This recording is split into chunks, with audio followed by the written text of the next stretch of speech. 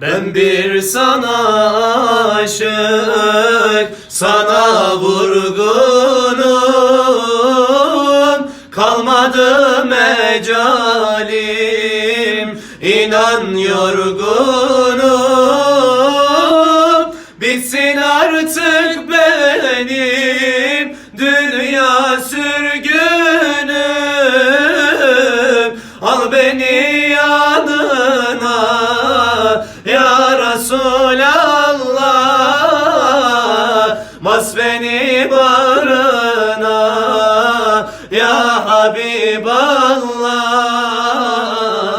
al beni yanına ya Resulallah.